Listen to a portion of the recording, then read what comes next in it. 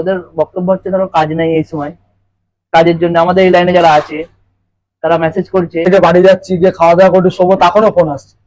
ঠিক আছে।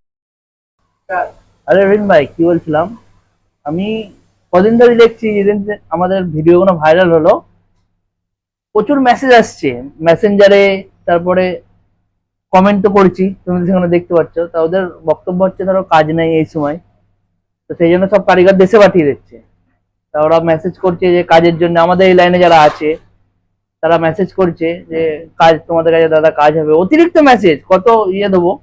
তাই তোমাকে সেটাই সেই জন্যই বলছিলাম যে তাদের জন্য কিছু যদি বলে দিতেন তাহলে ওরা বুঝতে পারতো।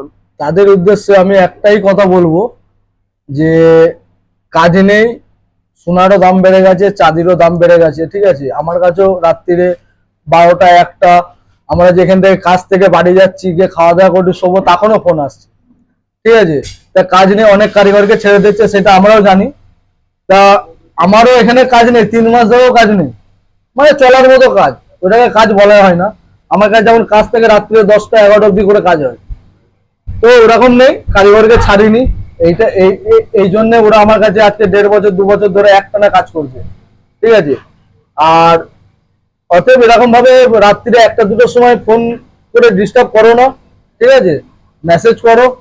হ্যাঁ, আর যখন পালিশের কারিগর হোক, কাটিং এর হোক, ফাইলিং এর হোক, যখন যেই কারিগরটা আমার প্রয়োজন থাকবে আমি সেই হিসাবে একটা করে ভিডিও বানিয়ে দেবো। ভাই আমার একটা কারিগর লাগবে কি 2টো কারিগর লাগবে, ভিতরে এরকম ভাবে তোমরা এরকম ফোন করে ডিস্টার্ব করো না। ঠিক আছে, মেসেজ করো, ভিডিও দেখো, ভালো লাগলে লাইক কমেন্ট শেয়ার করো।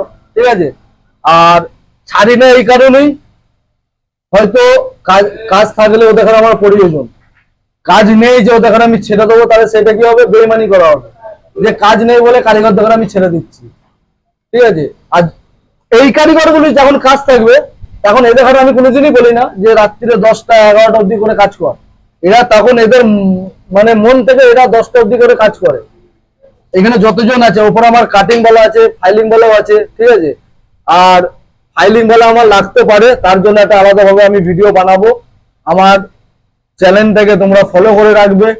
হ্যাঁ, আমার ভিডিওগুলো দেখতে থাকবে, কমেন্ট করবে। আমার ফাইলিং বলা লাগবে 2-3টে, তার জন্য আমি একটা আলাদা ভিডিও বানাবো।